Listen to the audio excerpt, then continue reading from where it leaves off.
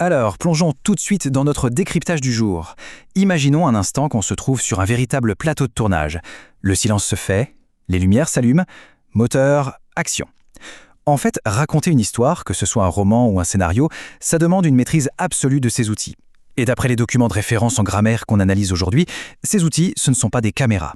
Ce sont les temps du passé. Du coup, comment raconter une histoire captivante? Eh bien, pour répondre à ça, il faut comprendre un truc super important.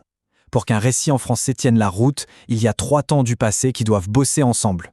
C'est littéralement comme une équipe de production de films hyper soudée. Si un seul membre fait n'importe quoi, c'est tout le film qui coule. Chaque temps a vraiment son propre métier sur notre plateau de tournage grammatical. Et ça amène une destruction visuelle géniale. D'un côté, on a le fameux temps allongé, l'imparfait, c'est l'ambiance, le temps qui s'étire doucement en arrière-plan.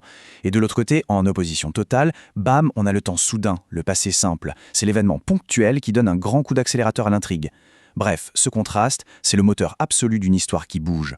Première partie, l'imparfait, pour planter le décor. C'est vraiment fascinant quand on lit la définition exacte tirée de nos sources. L'imparfait, c'est littéralement le temps du décor. C'est ce temps allongé qu'on utilise pour tout ce qui s'étire, ou d'ailleurs pour ce qui n'a même pas de limite bien précise de début ou de fin. En gros, c'est le fond de l'image. Il installe l'atmosphère générale, sans imposer de chronomètre. Il prépare juste le terrain pour la suite. Regardons cet exemple. La mer était calme et le soleil brillait. Bon, c'est le classique plan d'ouverture au cinéma, non? La caméra qui balaie lentement un paysage.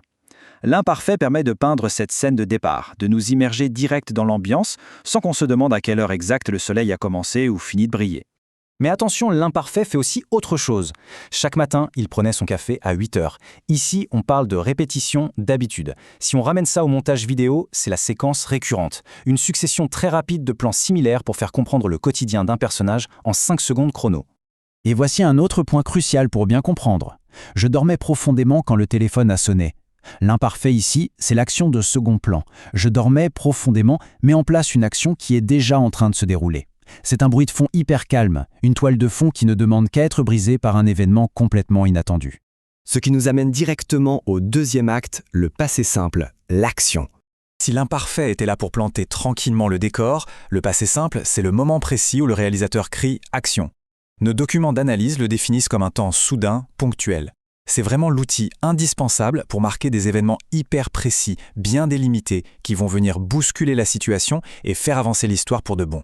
Un petit exemple qui illustre ça à merveille, soudain un cri retentit. Boum, c'est brutal, c'est instantané. Cette action ponctuelle vient fracasser le décor super calme que l'imparfait avait pris tant de temps à installer. C'est le fameux élément déclencheur du scénario. Mais attention, petite nuance importante. Le passé simple n'est pas réservé qu'aux actions qui durent un quart de seconde. Prenons la phrase « il marcha pendant 3 heures ». Eh bien, c'est une action délimitée. Oui, ça a duré 3 heures, mais il y a un début et une fin claire et nette. Le chronomètre a été lancé, puis arrêté. L'action est emballée, c'est terminé.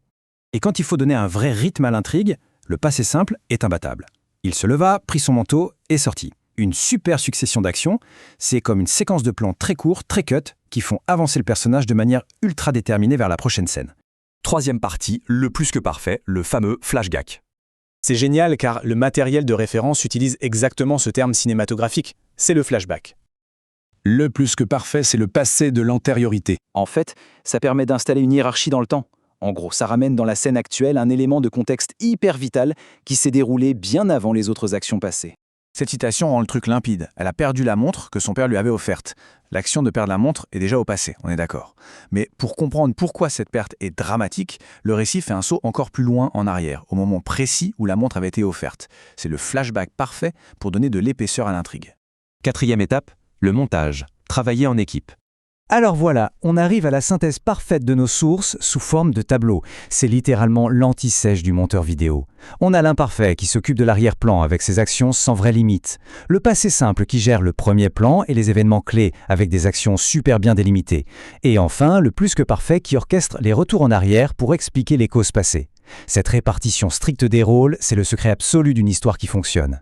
On va regarder comment tout ça s'applique en vrai avec cet excellent extrait tiré des documents. Le vent soufflait sur la lande déserte. Julien marchait avec difficulté car il avait oublié sa lampe de poche à l'auberge. Tout à coup, une silhouette apparut devant lui. il s'arrêta net. Regardons bien la mécanique. Le vent qui soufflait, Julien qui marchait, ça, c'est le décor à l'imparfait. Le fait qu'il avait oublié la lampe, bam, flashback explicatif au plus que parfait. Et d'un coup, la silhouette qui apparut, et Julien qui s'arrêta. De l'action pure, une vraie rupture au passé simple. Et bim, la scène prend vie sous nos yeux. 5e et dernière partie, le clap de fin, le brevet. Il faut absolument garder ces 3 points en tête. C'est la checklist indispensable pour réussir. 1. L'imparfait, c'est l'arrière-plan, la description et l'habitude. 2. Le passé simple, c'est le premier plan, les actions qui s'enchaînent et la rupture brutale. 3. Le plus que parfait, c'est l'action qui est déjà terminée bien avant une autre. En maîtrisant cette petite grille de lecture, honnêtement, n'importe quelle analyse de texte devient jeu d'enfant. Alors, un petit exercice interactif tiré de nos documents avant de se quitter. Face à cette phrase, « Je dormir paisiblement quand le réveil sonnait ». Comment un bon réalisateur ferait-il son choix de mise en scène? Lequel de ces 2 verbes est l'action longue en toile de fond et lequel est l'événement soudain qui vient tout casser? Et voilà le verdict. « Je dormais » conjugué à l'imparfait, c'est cette fameuse action longue et hyper apaisante. Et bien sûr, le réveil, sonna, au passé simple, vient créer la grosse rupture de rythme. Au final, on se rend compte que maîtriser cette distinction entre les temps, c'est bien plus que de la simple grammaire, c'est littéralement avoir le pouvoir de contrôler le temps, de captiver une audience et de raconter des histoires inoubliables. Et si le prochain grand chef-d'œuvre du cinéma commençait juste par un verbe bien choisi?